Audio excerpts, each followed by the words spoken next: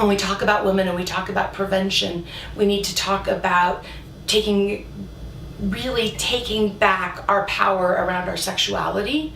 And so that talks about educating in high schools and things like that. And I think that that's really important.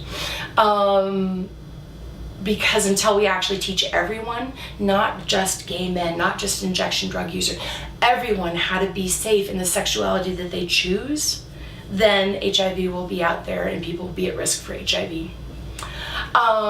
For my own particular experience with what people have said to me, because I am a white woman, I have had people come up to me.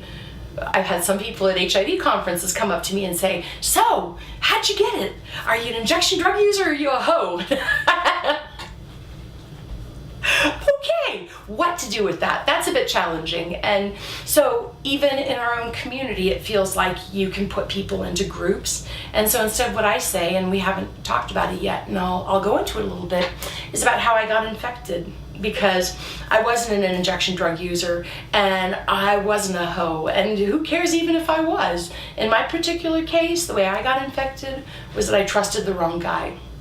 And that's something that is, hard to talk to people about, because while it's more common than injection drug using and being a prostitute for most people when they're talking about sexuality, if they have to accept that somebody like me got infected, then they also have to accept that somebody like them can get infected. I think sometimes it's important to share the story of, I always think my story is important, share how I got infected with HIV, because it's not the common way that transmission is understood in the United States in particular. I grew up in Boulder and I moved to Boston, and I lived in Boston, and I had a great career. And I was a buyer for a women's clothing company, and I was jetting off to New York and doing all these really exciting things. What I neglected, because I was young and naive and superficial, I thought, I've got a great job, I'm making great money, life is great. What I neglected was any of the support, which is so interesting, because now support around being HIV positive and supporting others around whatever their life issues are is a mainstay of my life. Back then, young, dumb, not so important. So I lived in Boston for 2 years, and I actually didn't really make a lot of friends, and I didn't volunteer, and I didn't join a church, and I didn't do anything where I could have really given myself some support.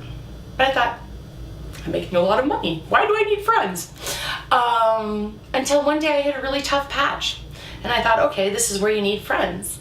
And I'm a control freak, so I was making a list about where I was going to go out and hunt down friends, right? And all of a sudden, I had this brainstorm. Like, great, instead of a friend, I'm going to get myself a boyfriend. Because if I got a man, that would solve all my problems. I'd have the benefits. Enough said. So I started going out and looking for a man, which must have been really scary, because I made it like a military campaign. It was like, we'd go here, we'd check it out, nothing there, go there, go there. Yeah, it was crazy. And I met a guy, imagine that. And he was awesome looking, because on my checklist of the perfect boyfriend attributes, of course, again, control freak, he was tall, he was good looking, he graduated from Harvard, he didn't live with his parents, had a job, very nice. What I was really missing in anything that I was looking for in even somebody to potentially date was, is he honest? Is he nice? Is he kind? Does he like animals? Does he recycle? We're Boulder, right? All of those really important things. And so I met him, and I saw him, and I thought, fabulous. And we dated for a while. And after a couple of months, we started talking about having sex.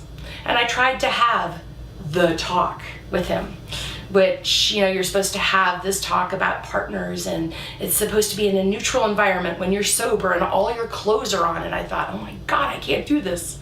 But I'm 24, I can do this, I'm a grown-up. And so I sat him down and we had the talk. And I said, so, I've only had a few sexual partners. I've never been pregnant or had any sexually transmitted infections. And, I'm really low risk and kind of, pretty just boring when it comes to sexuality stuff. So what about you?